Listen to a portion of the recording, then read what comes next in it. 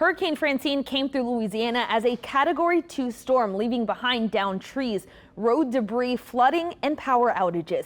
All of us here at WWL Louisiana were with you through every moment, both during and after the storm, as we work to provide you with the latest information. In this week's Top Stories, we highlight some of the stories we've covered during a marathon of continuous live team coverage.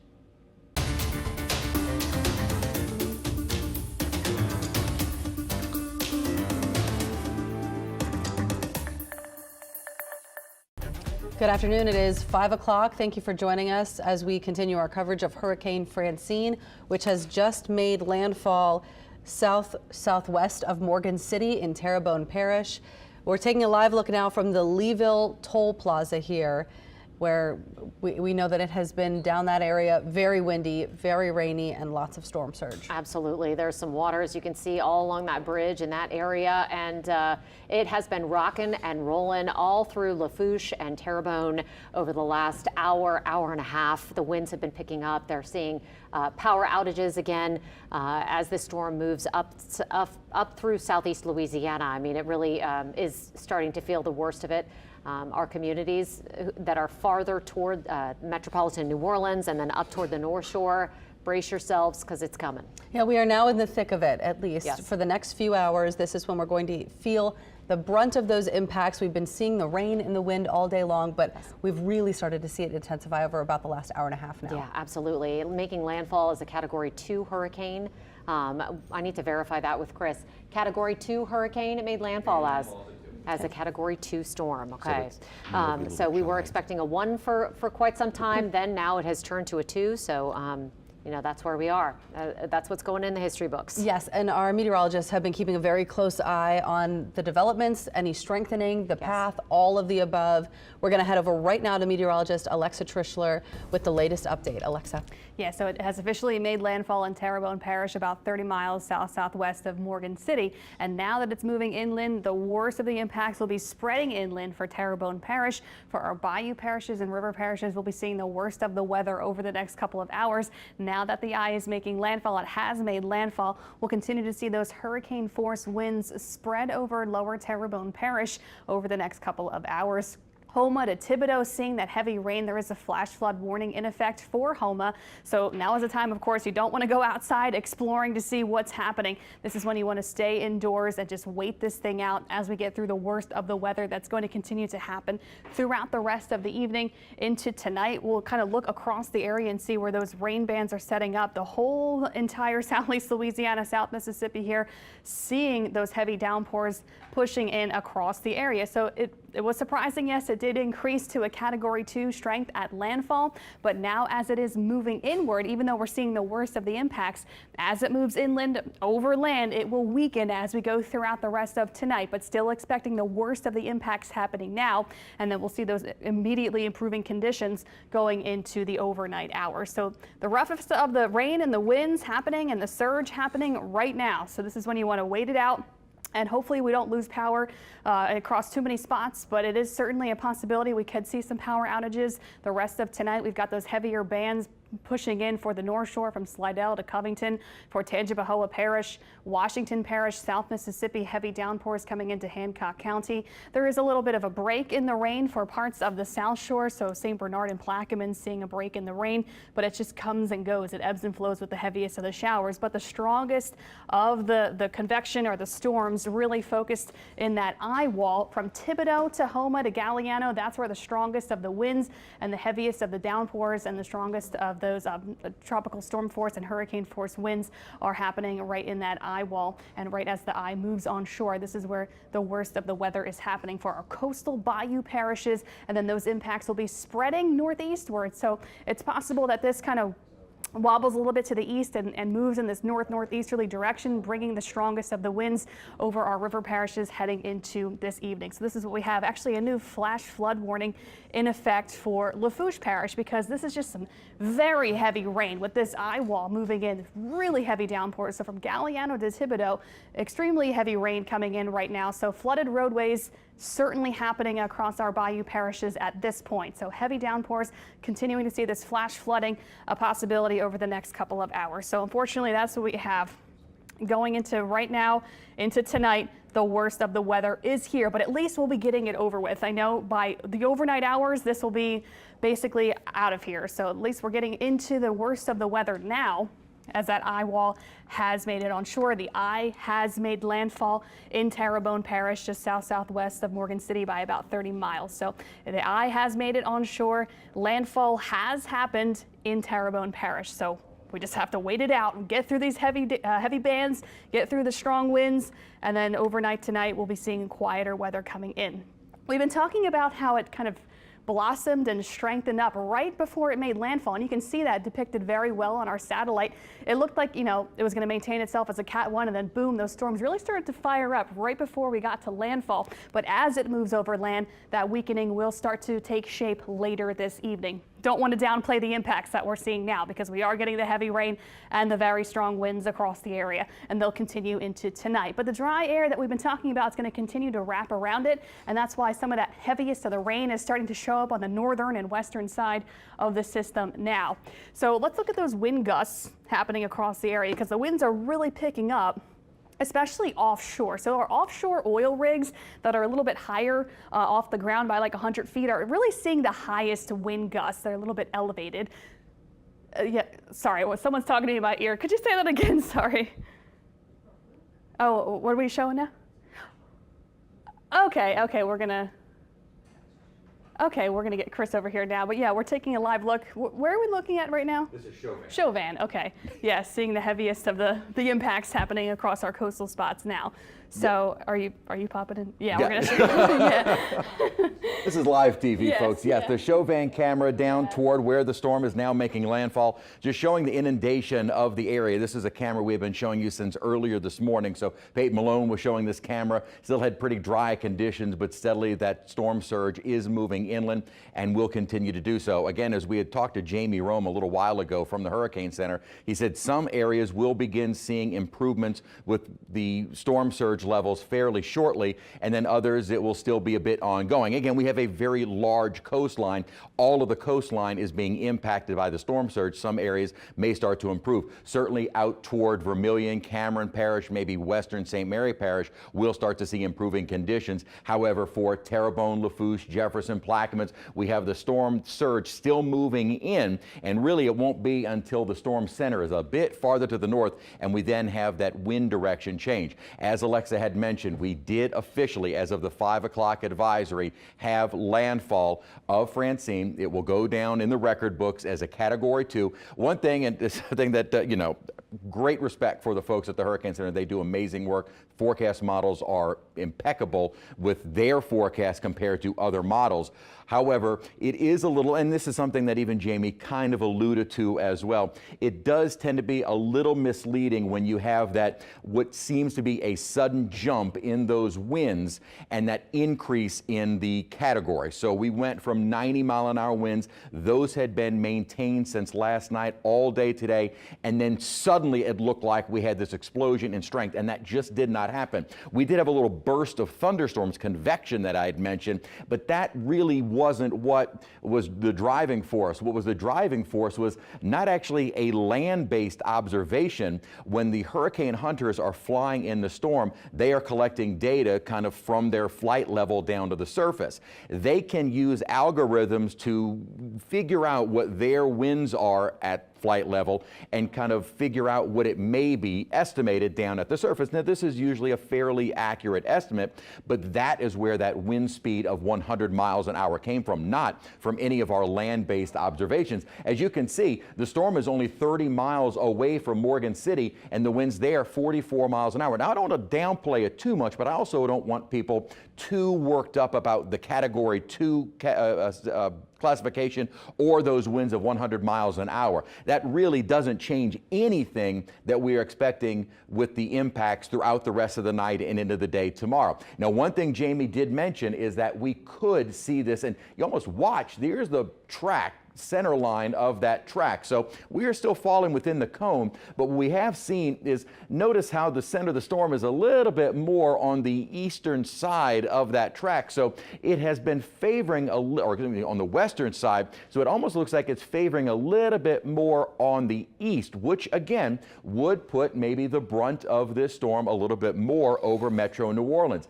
Here is kind of what had been a little bit more of that well-defined eye wall, and that is what is pushing across Thibodaux right now. We were getting the reports from Lily Cummings in Houma, and while she actually, I forgot what the last text was. I think it was over 40 miles an hour she was getting of her weather station that we've set up with our mobile forecast center. So we're getting the winds accurately read in Houma. That was within the eye wall. So within the eye wall itself, and again, not to downplay it at all, we're only finding sustained winds of 40+ miles an hour. So really just barely at those of a tropical storm. Certainly some stronger wind gusts, but all the reports that we are getting has been the winds have been more tame than what 100-mile-an-hour maximum wind speed would kind of make you believe. Now, again, I do not want to downplay that at all. It is still dangerous to be out on the roads, and you definitely do not want to be out in this storm through the rest of the afternoon and into the night tonight. So I don't want to downplay, but I also want to give you a sense of reality and what is actually happening. And that was something I kind of talked a little bit about a moment ago. Was in yesterday and Monday. What is today? Wednesday? Yesterday, Monday, even into the weekend. It was more of the forecast. Is it Wednesday? It is Wednesday, yes? I don't think anybody here knows. We were talking more about the forecast, where it's very much our estimated guesses of what will happen, where's the storm going to go, kind of analyzing the structure of the storm, figuring out what the impacts are going to be. At this point, I'm not as reliant upon the models. As we've kind of seen, the models have a little bit more overestimated what is actually happening in reality. And that's why it does help us as meteorologists, us as a news organization, and then to provide to you why we have people out in the field. I know sometimes we're kind of criticized for, we're telling you to be inside, but then we're sending people out and about. We are keeping them safe, but trying to provide you the information that is actually happening. So hopefully you're not in Houma, but you're able to see what is actually going on. All right. Stepping off my soapbox for a minute. Those heavier rain bands and some of the gustier winds are certainly moving in the direction of New Orleans. We don't have much longer before we get into some of these more intense rains. Flash flood warnings are rampant with those bands moving through. So that is what we can expect over the course of the next several hours. Now, at the moment, a little bit of a break from the more intense rains, kind of a steady rain across the area.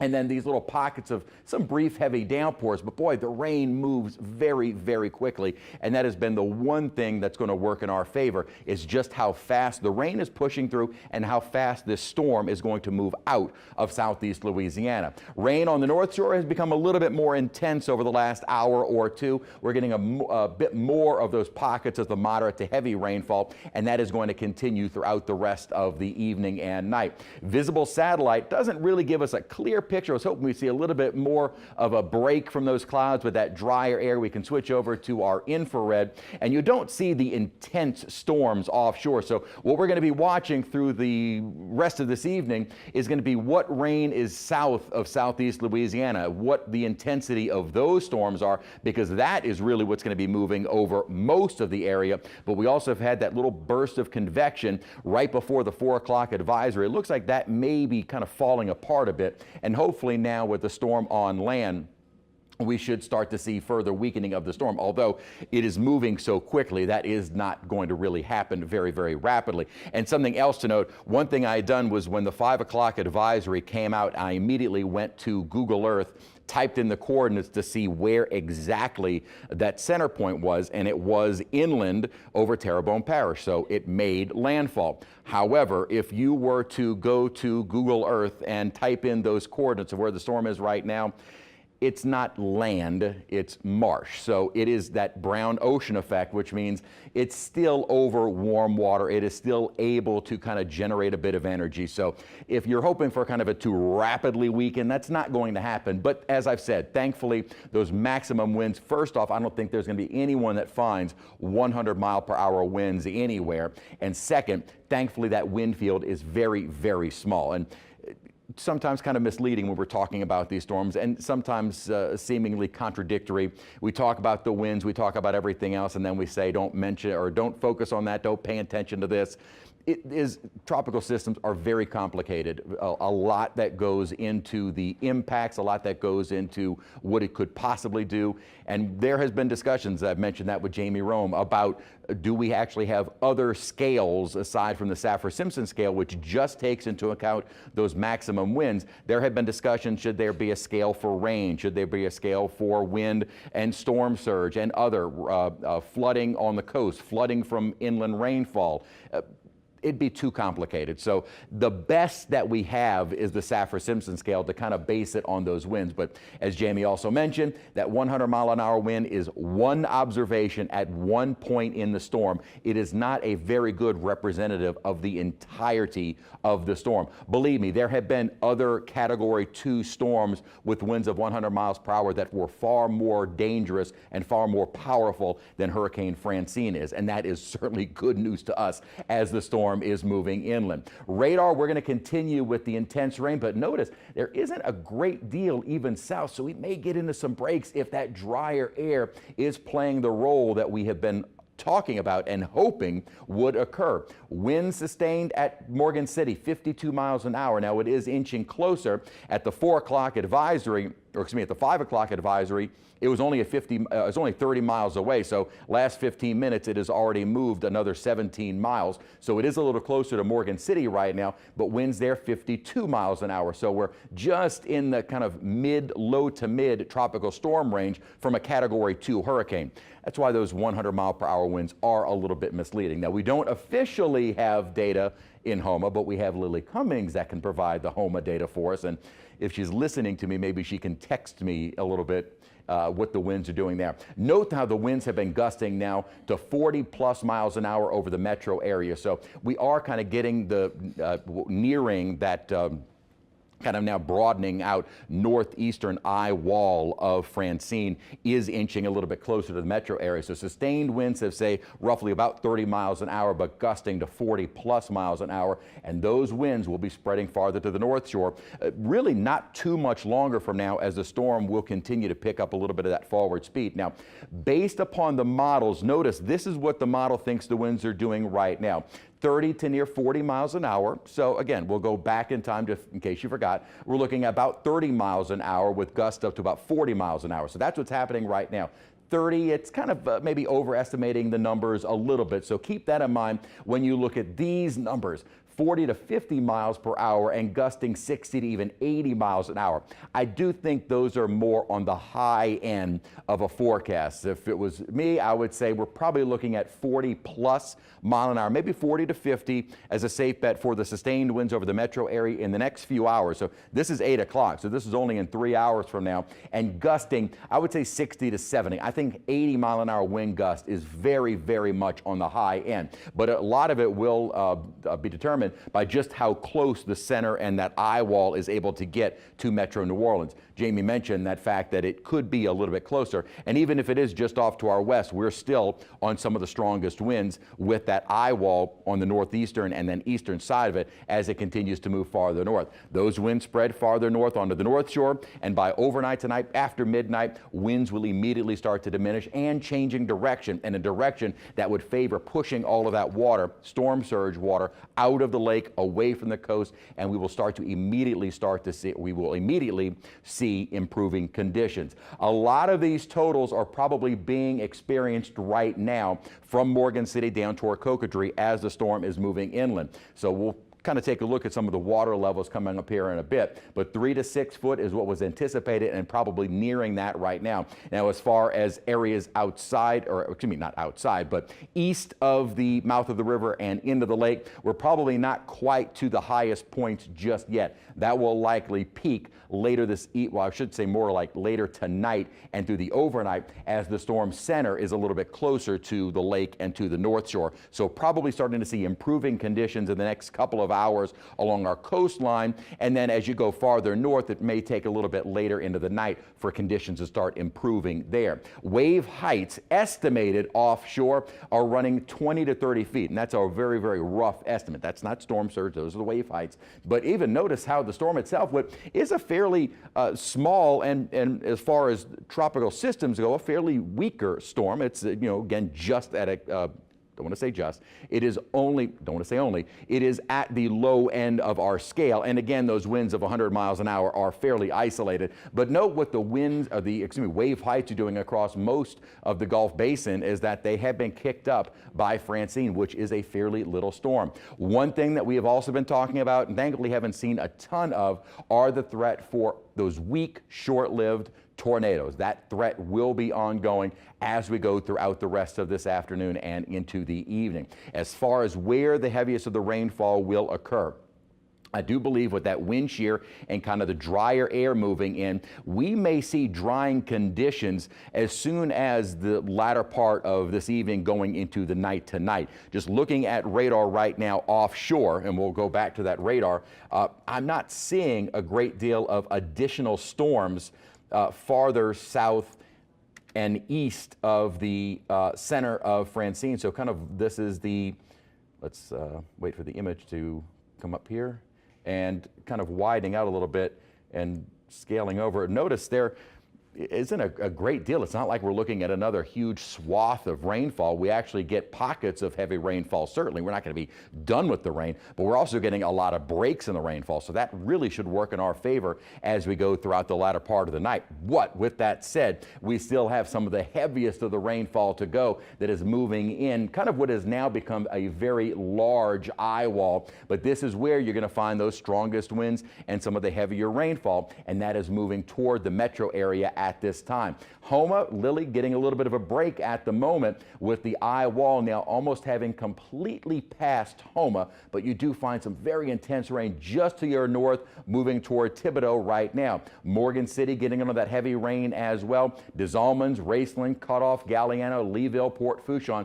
kind of what almost looks to be a band is actually the entirety of the eye wall, which looks like it has almost expanded out a bit.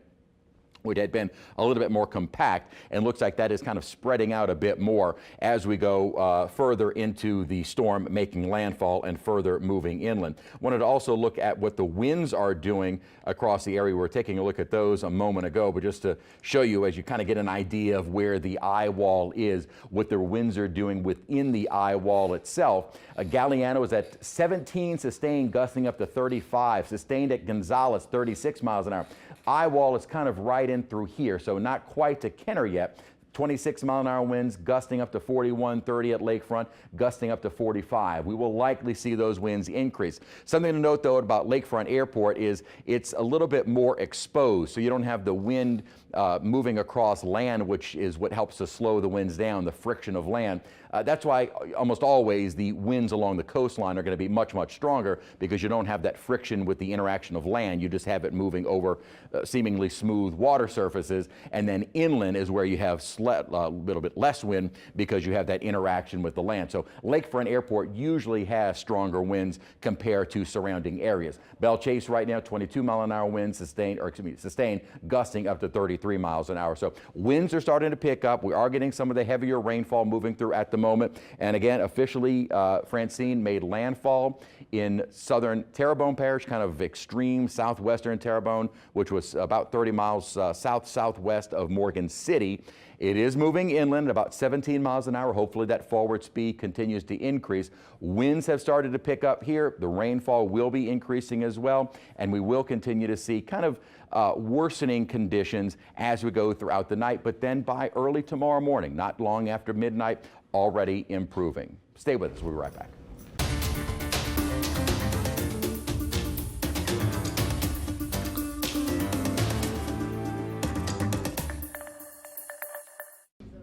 Six to 8 inches of rain fell in the emergency area. Alexa Trishler is telling me.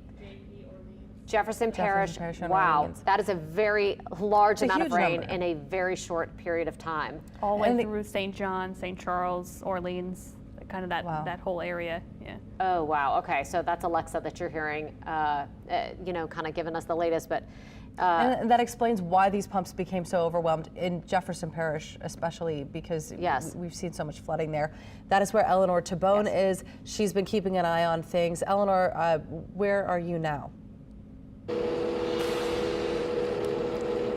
Devin and Katie, now I'm on Clearview Parkway. I'm going to step out the way because just 2 blocks from up is the West Napoleon Canal, which we know overflowed during this tropical weather. Now, straight ahead, Sam's going to show you can see a car basically submerged in the water over here. Now, we can see an energy truck right here. Now, I don't know why this energy truck is here. There could be possibly downed power lines right here. Now, this tow truck is here waiting to eventually remove this car from the floodwater here. We're seeing cars being turned around. There was law enforcement out here before getting cars and notifying them that they cannot pass on Clearview right here. And as I mentioned, just 2 blocks. If you zoom in and you can see those green traffic lights, that's where West Napoleon is. And right there is the canal that we know overtopped, as well as the other 2 major canals in Jefferson Parish. Now, right where the drive-through is and that bank is, law enforcement was telling me that is higher ground, and then you could possibly get on the other side, but there is no way to pass this. And as I mentioned,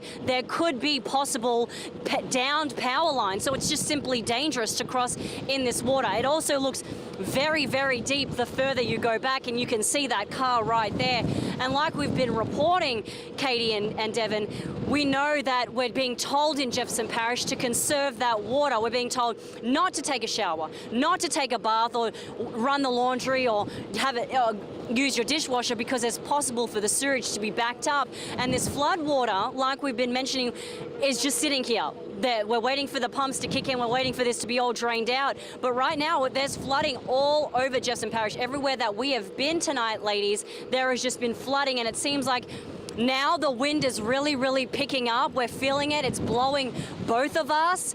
The rain has thankfully eased off. We have a little bit of drizzle. We saw some lightning before. That lightning has subsided. But again, the wind out here on Clearview, where this car, you can see these cars being turned around here. No passing because that water is so deep, and again, possibly have downed power lines. And we know, Katie and Devin, that there are so many power outages across the entire Southeast Louisiana as Hurricane Francine ripped through earlier today. But again, thankfully the rain has subsided.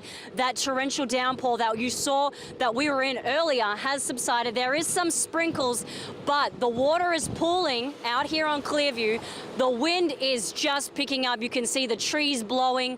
You can see traffic lights slightly swaying, but again, as I mentioned, the car's being turned around here at Clearview because just 2 blocks away is West Napoleon Canal, which overtopped, as well as the other 2 major canals in Jefferson Parish. So we're going to continue to monitor this. We're going to see if we can move to other locations to get more information for our viewers, get more details to show you the extensive flooding across the parish. But again, as I mentioned, Katie and Devin, a lot of flooding here on Clearview in Metairie. Again, possible down power lines. If you're heading this way, there's no way for you to pass. You're going to be turned around. But so just keep safe, keep updated, keep your phones alert. We saw those flash flood warnings coming through. That's why it's so important to keep them near us so we can keep our updates. But like I mentioned, we're going to continue to travel around the parish to see what else we can bring you and update our viewers. But reporting live in Metairie, Eleanor Thibodaux, WWL Louisiana. All right, the power outage. Thank you so much, Eleanor. The power outages there seem to be really compounding the problem, and it feels like it's going to be a waiting game. And I think that this is a good time to remind people. She keeps saying, if you're heading this way, do not head any way. Stay in your house. This is not the time to be driving around. Right. It is incredibly dangerous to be driving around right now, and it puts you at risk. It puts emergency responders at risk, who are at this time just trying to make sense of what all is going on and get the water away. Yes. Pump everything down. Yes. And get things safe again. Hopefully we can try and get some officials on the phone in just a little bit. Here. Yes, very shortly, just to try and get an update on what is being done to try and alleviate the problem. I mean, I know, we spoke with Councilmember Scott Walker a little while ago to hear from him on it, but I don't know if it's possible to talk to their drainage department or somebody who is actively involved in it to try and get the latest.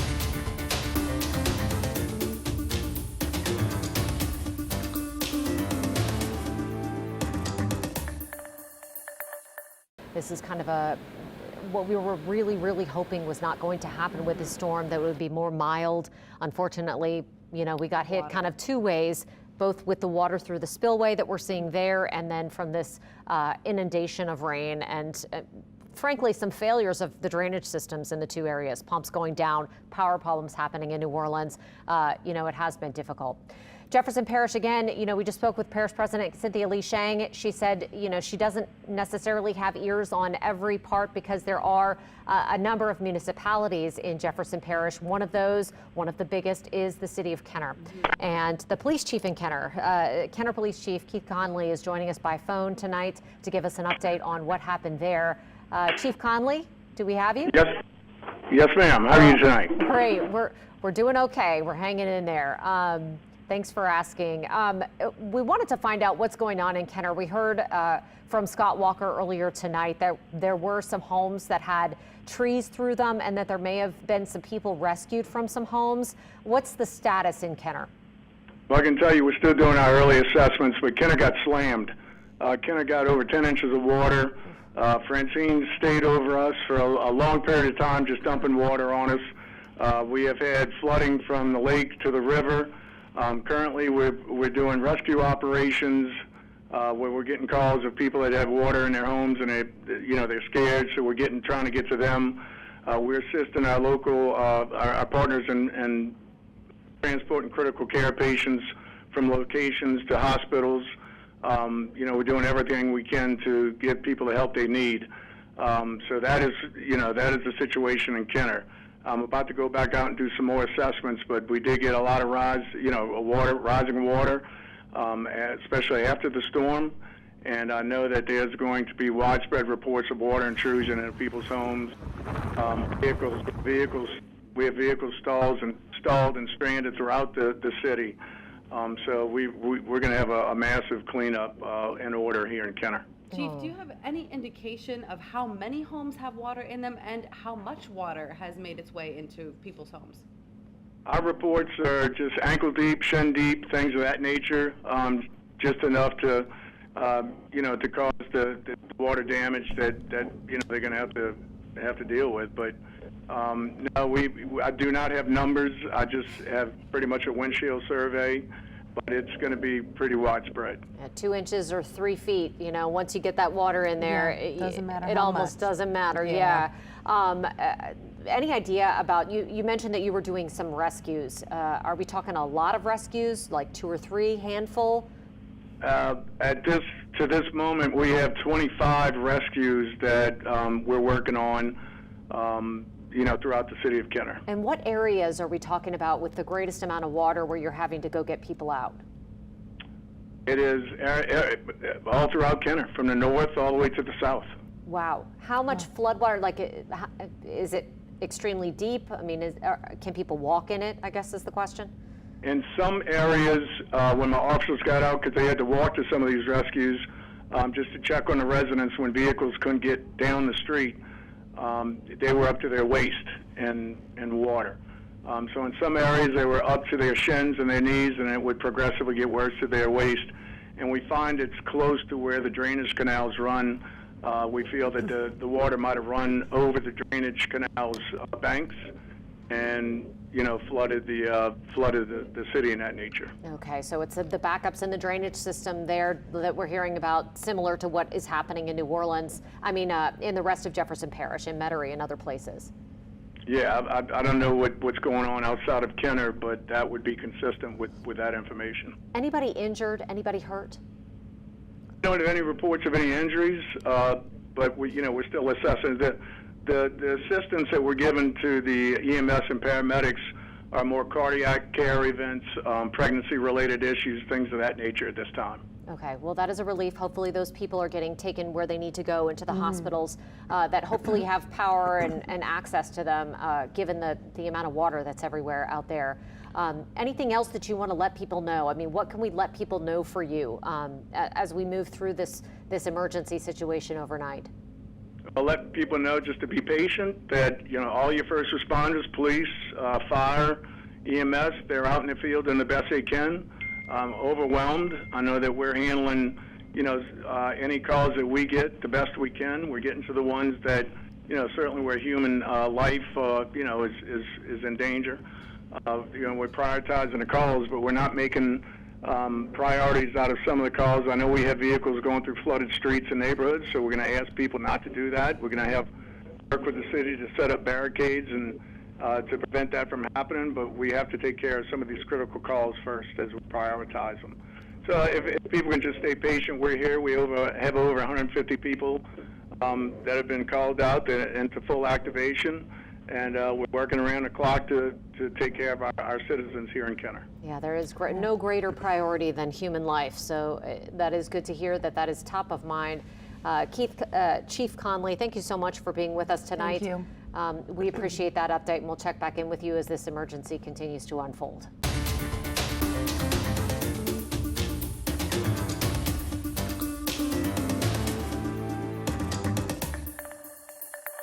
One of our reporters, Alyssa Curtis, she's following, as you see here, some flooding. Yeah, it looks like she's talking to people there who are dealing with this.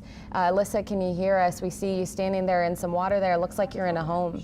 I can hear you guys. Can you hear me? Yes. Yeah, we can. All right, so we are on Polk Street in Lakeview, and we rushed over here. We're just a few blocks from Canal, and 2 blocks from Canal, and the residents here, Keith and Desiree, are just showing us the extent of the flooding of this house. The basement is just absolutely flooded. I have Keith and Desiree with me here today. Keith, I think you're speaking with us today. What has been going on? Tell me just a little bit of like a timeline and explanation of the night. Yes, everything was under control as far as the street flooding until it looked like the eye wall, based on the last thing I could see on my phone before we lost electricity. Right when that eye wall was over us, and it started raining and the wind started blowing, harder, then I noticed that the water on the street started to come up, and the manhole in front of the house started to pop off from the pressure. And then, shortly after that, I'd put up sandbags by the back door and put another barrier on the back door to try and block the water, but it came up so fast, so high, that it just overtopped the sandbags and the barrier that I put up, So it just, It started seeping in. We tried to mitigate with towels and, even scooping water into pots and whatnot. We're just in shock. We've done everything right. We have a sump pump we just put in. They just did a major drainage project outside. The guys were great who did the project. They just finished, and they told us, oh yeah, this should help with flooding, and we're absolutely stunned that this has even happened again. We put in a sump pump. We have the generator. We did everything right. Well, once we lost electricity, then the sump pump, had no power, and and it seemed like the pumps on the streets stopped working because the water stopped. Obviously. Being pulled down. I'm gonna ask my photographer Robin to come down. I'm gonna ask you guys to come with me. So this is just so we can show a little bit better. Yes. We are in kind of like a lower level, a little bit. Street level. It's a street level. Slab. It's a slab. It's a slab, yes. So I'm gonna ask Robin to show. You can just kind of get all the water here. You can see that they tried to put the water in some pots to try to mitigate this. Well, we've already filled up the kitchen sink, we filled up the bathroom sink, we filled up the bathtub upstairs, a big clawfoot tub. We filled up the second bathtub. We were doing everything in our power just to bring the water level down. Well, it was kind of pointless. Yeah, this is at least an inch or more. No, it was up to the top of the baseboard. If you turn around and look, it was over the bottom step. This entire downstairs was up about 8 inches. 6 to 8 inches. 6 to 8 inches. They're saying that this water here at the street level of their home was at right now. And In a newly renovated house. that's the other thing. Renovated this house. They just We're still renovated it. renovating. And it looks beautiful, but now all of this water in here is not doing it justice at all. You guys mentioned that there was some sewer water as well. If you come this way, turn right down that hall, go into the bathroom on the left. The shower was bubbling up, the toilet was bubbling up, and all of this water actually at this point is sewer water. Yeah. Isn't that lovely? I don't know if I would use that word to explain it, but yeah, this is not what you want to see, especially like they said, in a newly renovated home. There's definitely I also have my husband's office. He works for the site. It's also inundated with water. Yeah, as you can tell, a very, very frustrating situation here. This is just not good, especially as a homeowner. You would hope that this level of flooding does not get to this point. And now this is what they're left with. Unfortunately, again, we're on Polk Street in the Lakeview area, just off of Canal, Polk and Memphis. And we were outside, and there was some street flooding, not just on this street, but around in the whole area, the whole neighborhood. It seems like some of it has since gone down.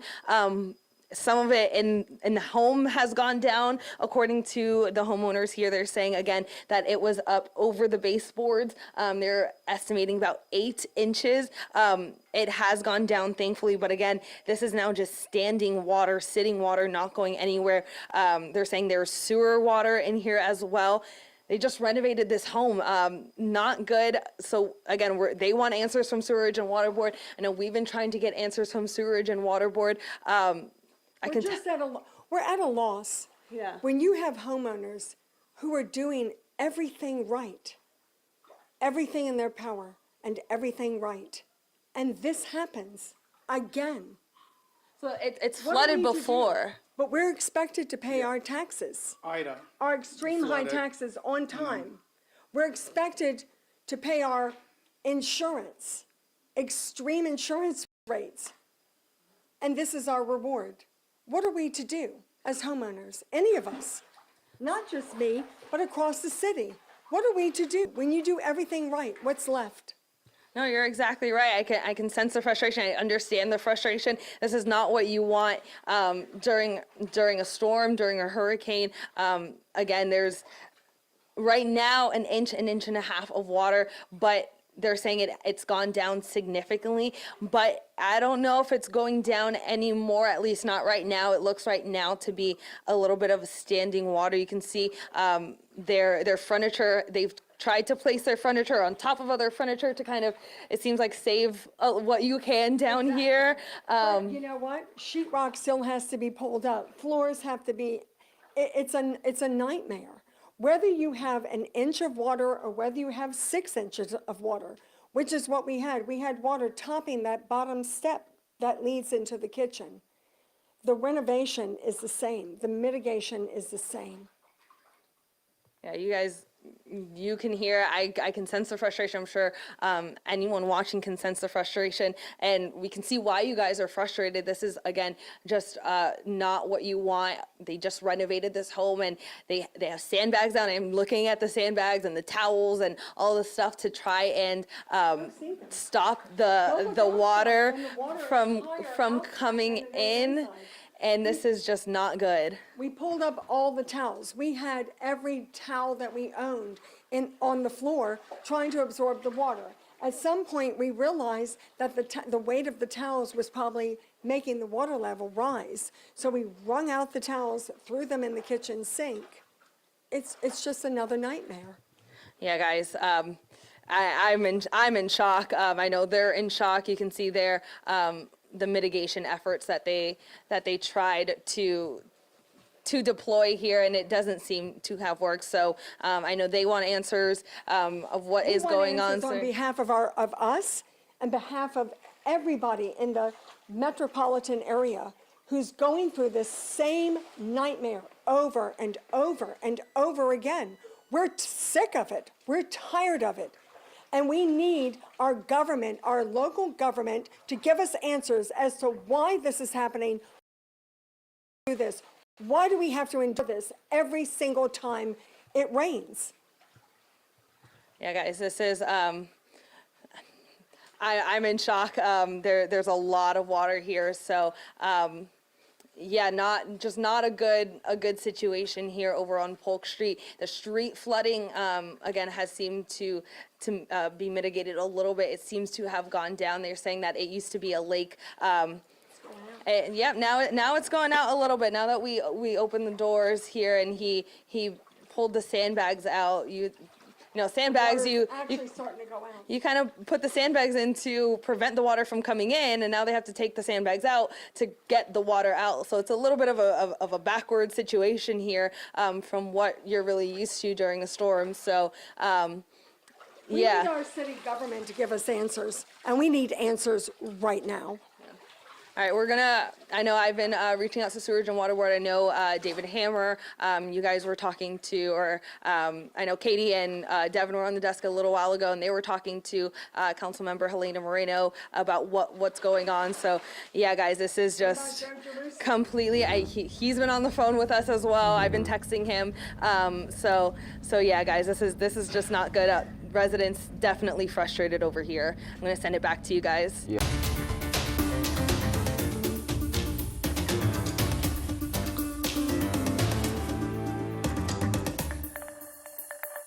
When we were near the Nichols campus, said this was the area where some homes got quite a bit of water inside, and the whole area, actually where I'm standing right now on West 8th, was completely flooded with water. We do want to check in now with the homeowner here, Miss Christina. Miss Christina, I mean, you were here throughout the duration of Hurricane Francine. Go ahead and walk me through the timeline of events that happened yesterday. Like once the wind and the rain started picking up, like we've seen some flooding.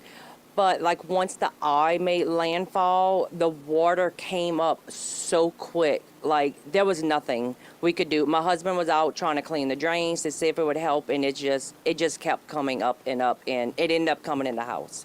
And I know you said for Hurricane Ida, you all just had to replace the roof, but this was the first time at your home in 5 years that you saw the water come up this high, right? Yes, ma'am. We didn't have any water like this for flooding. I mean, we deal with some flooding with the storms because the drainage just doesn't flow right. Even though we've made complaints with the city, they just tell us the trucks are in the shop or something like that, but nothing's really done. And this time it actually got in our house. And I know you was telling me about just remodeled your bathroom. You had the sticky towels on your floor. Tell me what's that looking like in there? It's wet. Like I brought you in to kind of show you. I mean, it's dark. I can't really go in this thing.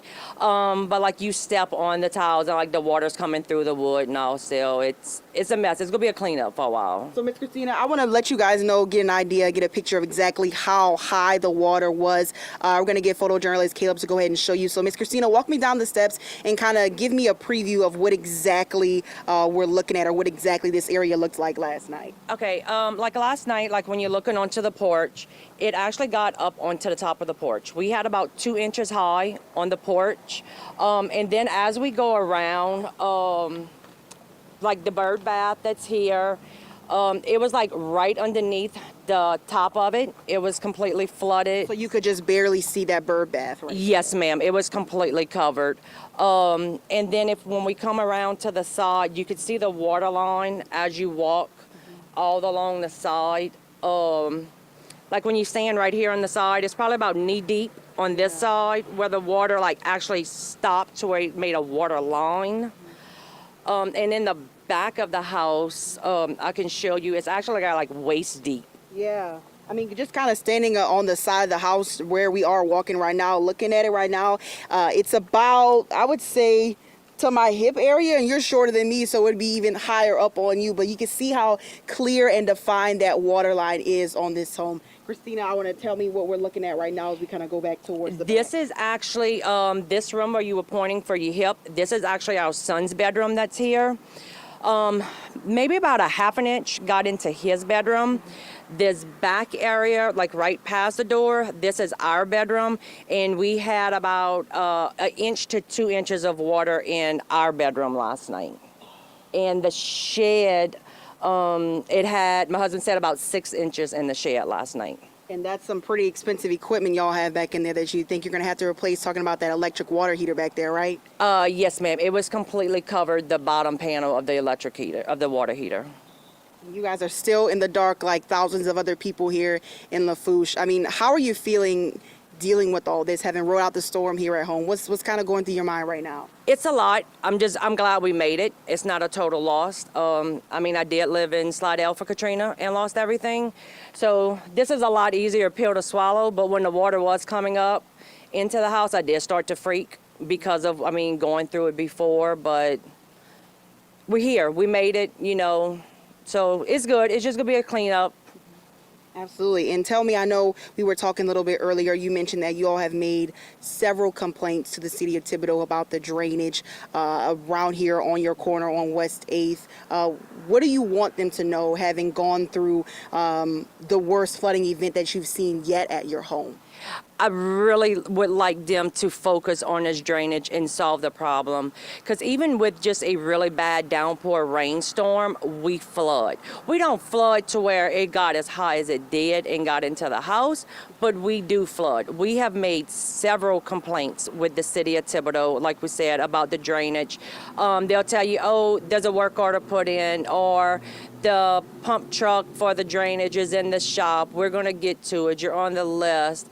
And in the 5 years, I've maybe seen them 5-6 times pumping the drains. And when they're pumping the drains, that's when it's not even raining. And I know you were saying earlier that the water, your husband was out here kind of in the waders trying to, in the boots. Tell me about that. Yes, he was out, like once the rain kind of stopped, like a little bit and it slacked.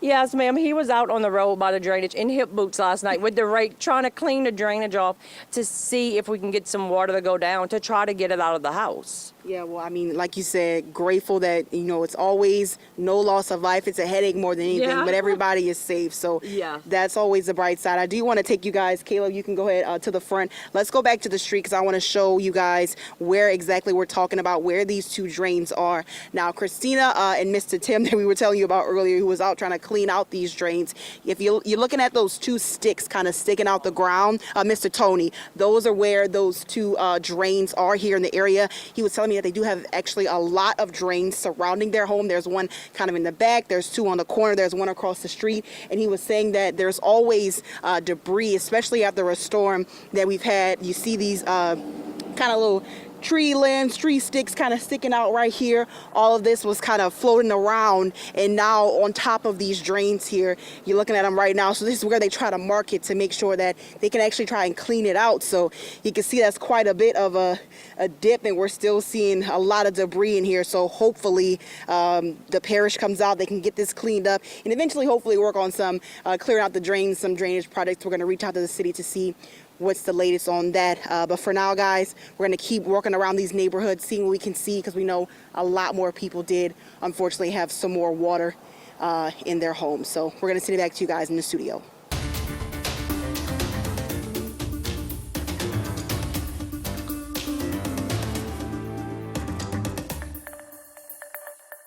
Well, Devin and Katie, as you can see, sunny skies here in Terrebonne Parish, a much different picture than when you all were coming to me around this time yesterday. Now, we have been surveying the damage across the parish. We've seen a lot of downed trees. We've also seen downed power poles. And now we're getting an idea of how many roofs may have been damaged. I'm going to step out of the way here. So what you're looking at is the Houma generation power plant that we showed you last night. Now, the parish president tells us that this has a temporary roof on it from Hurricane Ida that, as you can see, was blown off during Hurricane Francine. And also there's some debris there still stuck in the power lines. Now, good news is that linemen are staged across the parish and power has been restored to Terrebonne General within the last hour. So the hospital is expected to be fully operational by 7 a.m. tomorrow. Now, we did see a lot of gas lines throughout the parish at the gas stations that were open, mainly those we found in Houma. Also, the parish president says that most grocery stores are now open. Bayou du Large Floodgate, Bubba Dove Floodgate, and Pointe-aux-Chênes Road Gate are now open. Also, we heard from Governor Jeff Landry, who touched down in Terrebonne Parish around 12:30 this afternoon. He and Senator Kennedy were here. They were saying that GOSEP has expedited pods. 5 are coming in tomorrow around noon for folks that are in need of that power, that AC here in Terrebonne. The parish president says they're still working with FEMA on repairs from Ida, but overall he feels that they fared pretty well. We've taxed ourselves. We put $1 billion worth of levies together. We did everything we can do. If there's any more else we can do, let us know. We'll do it. We'll do it today. We'll do it tomorrow. But in the short term, how do we get alleviated with the issues we have? Because right on top of us dealing with Ida, now we got a new bucket of money that's going to be dealing with Francine, and those two buckets can't cross. Parish officials as well as Governor Landry did meet with FEMA representatives this afternoon. Now, another thing that the parish president told us was that the levees did overtop briefly in Montague. They said that the storm surge got up to 11 feet. However, good news is no flooded homes reported here across Terrebonne Parish. Also, no injuries and no loss of life. Reporting live in Houma, Lily Cummings, WWL Louisiana.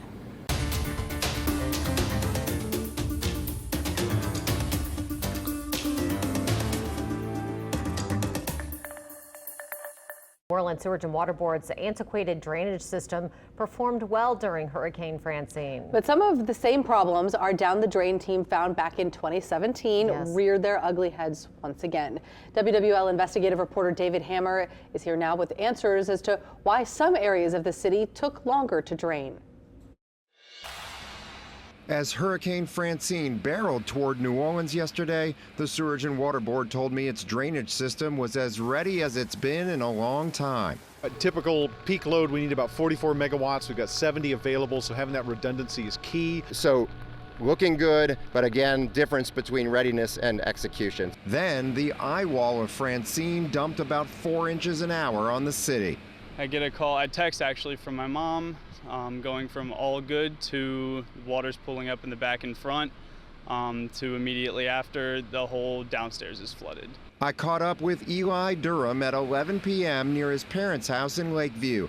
The water was not receding. How much can a homeowner in this area do before they throw their hands up and say, I can't afford to do this anymore? Sewage and Water Board Executive Director Ghassan Korban says overall, the system performed well. All hands on deck, all night long, just making good decisions that really paid such dividend for us in terms of all these good things that happened. But pockets of the city like Lakeview and New Orleans East were hurt by some of the same old failures. At Pump Station 12 in West End. One pump station where we had a glitch there. At Pump Station 7 at the end of the Orleans Avenue Canal. We also had some issues with one of the frequency changers that we use to power some stations. At pump stations on outfall canals in New Orleans East. We rely on energy for power, and when that happened, we started our backup generator.